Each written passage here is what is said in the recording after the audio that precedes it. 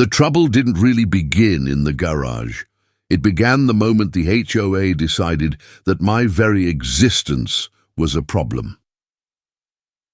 From the day I moved in, Miriam Cole, the self-appointed queen of the board, had a grudge the size of Texas against me. I kept my property spotless, lawn trimmed, driveway polished, flags folded so sharp they could cut glass. But what Miriam couldn't stomach was my garage, or more specifically, what I kept inside it.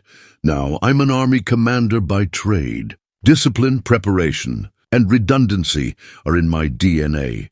So when the first polite letters came, those thinly disguised jabs about exterior storage and community standards, I brushed them off as the usual HOA nonsense. But then came the fines. A parking citation I never received notice for, a violation for visible storage inside my closed garage, and then the threat, unapproved items visible from the street. Each fine carried the same message, barely veiled: we don't want trouble, but we'll make your life uncomfortable. I reported the harassment. I documented everything, every letter, every date, every word. And then one morning, I stepped outside to find my windshield smashed, 2 tires shredded, and a crude note scrawled across the hood. Next time, we take more.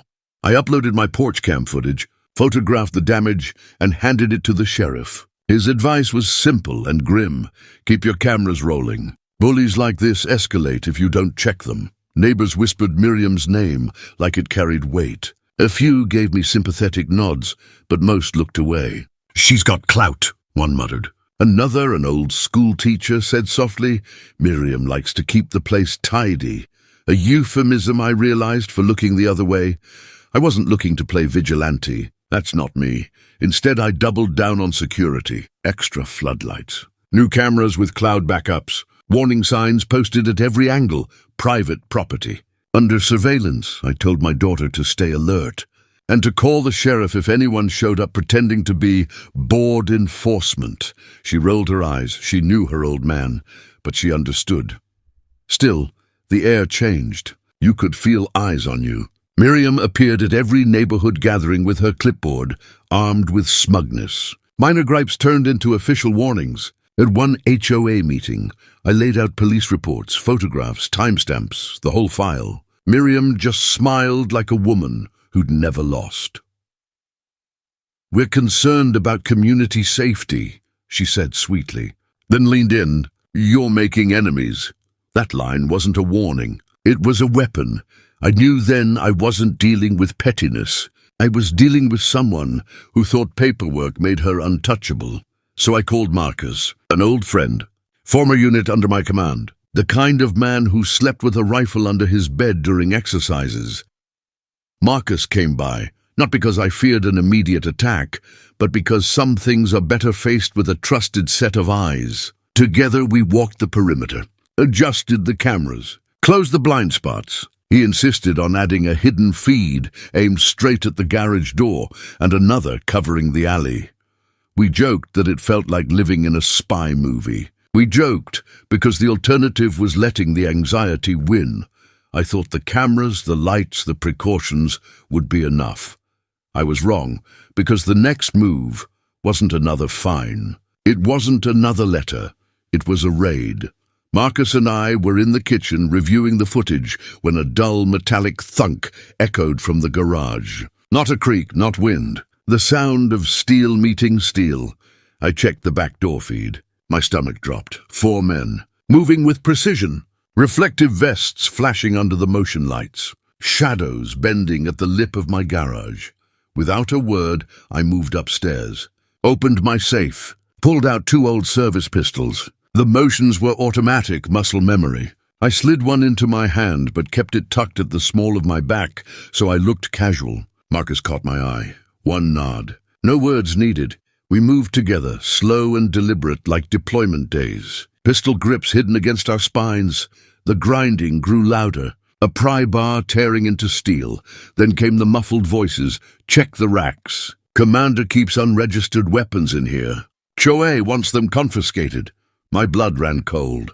Miriam had escalated from fines to staging her own militia raid, and these weren't kids fooling around. Their movements were sharp, coordinated. Their vests were stenciled in block letters, HOA cop, cheap badges swung from lanyards. But their hands told the truth, crowbars, bolt cutters, and the kind of confidence that only comes from experience. Marcus leaned in, voice a ghost. They're geared for smash and grab. They're not touching a damn thing, I muttered.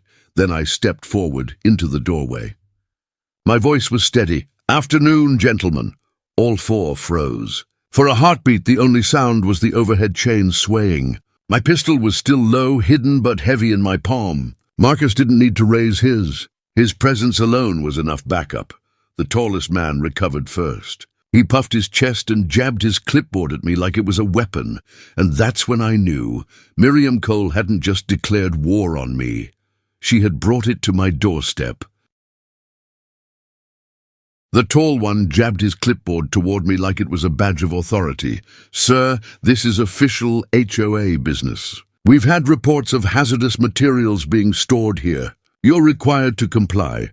I tilted my head, calm but sharp. Hazardous materials? This is my private garage. You just broke into it. That's a felony, he tried to smirk. We're authorized. Marcus barked a laugh that echoed off the concrete. Authorized by who, Miriam? Your playgroup president? You clowns don't have jurisdiction over a lemonade stand. That one landed. I saw it in their eyes. The smaller guy shifted nervously, darting a glance back toward the SUV idling at the curb. They hadn't expected resistance, not from me, not from Marcus, and definitely not from someone who had spent years commanding men under fire. I stepped closer, keeping my hands tucked behind me, my voice steady but sharp enough to cut glass. Here's how this is going to go. You're going to stand still. You're going to explain why you thought breaking into my garage was a smart idea. And if any of you so much as twitch toward me, I let the pause hang heavy. I'll treat it as self-defense. That's when one of them snapped. The jittery one, smaller than the rest, lunged forward with a pair of cheap cuffs, like he thought he was about to play cop, and slapped them on me. Bad move. Training took over before my brain had time to process. I sidestepped, caught his wrist, twisted and slammed him face first onto the concrete. His howl filled the garage as the cuffs skittered across the floor. Marcus moved just as fast. He grabbed another by the vest and slammed him into the tool bench so hard the pegboard rattled and half the wrenches jumped. The two left standing hesitated, suddenly a lot less confident. But hesitation didn't last. They both lunged at once, a desperate charge. Marcus and I split instinctively, muscle memory from deployment kicking in. I drove my forearm into one attacker's jaw, swept his lead leg, and sent him sprawling. Marcus dropped the other with a clean shoulder throw and a brutal elbow to the ribs that folded him like a lawn chair. 4 men. 4 on the ground. Their swagger gone, their breath ragged. I pressed the barrel of my pistol into the concrete beside the one I'd dropped. The metallic clink echoed, and his eyes went wide. Listen carefully, I said, voice like ice. Impersonating law enforcement? Federal crime? Breaking and entering? State felony! Had attempted assault, and you're staring at a long ride downtown. The leader's bravado cracked. He stammered, desperate. We were just following orders. Miriam said you were a threat, and there it was. The rotten root. Miriam Cole. She hadn't just fined me. She hadn't just vandalized my property. She had escalated to sending her own private goon squad to raid my garage. I holstered my pistol, but my stance stayed sharp. Marcus, call it in. Let's get some real uniforms down here. The 4 shifted, weighing their odds of making a run for it. But the faint rise of sirens in the distance sealed their fate. By the time sheriff's deputies stormed the garage, the fake HOA cops were on the ground, bruised, cuffed, and moaning. My cameras had caught it all, from the first crowbar against the door to the moment Marcus and I put them down. I handed the deputies the footage, along with the stack of bogus fines and threats Miriam had shoved under my door. The deputies didn't waste time. You're under arrest for impersonating officers, attempted burglary, and conspiracy to commit theft. And when they found the crowbar, the charges stacked higher, armed criminal trespass. That one alone carried real prison time. Under questioning, the cracks showed fast. One of the men broke, muttering, "Yeah, we slashed his tires." "Miriam told us to," another chimed in. "The windshield too. She said it'd scare him off." That confession locked the vandalism charges down tight. And when investigators combed their phones, it got worse for Miriam. The texts led straight back to her. She hadn't just approved it. She had orchestrated every step, down to ordering them to seize my property from the garage. The neighborhood flipped overnight. People who once kept their heads down now admitted they'd been targeted too. Miriam had fined families for garden gnomes, threatened others with liens, even ordered fences torn down. My case was just the ugliest one, but far from the only one. I filed a civil lawsuit. Property damage, harassment, punitive damages. My attorney demanded $125,000 plus legal fees. The HOA's insurer settled for $100,000 and full reimbursement of costs. On top of that, a judge ordered Miriam to personally pay $15,000 for abusing her authority.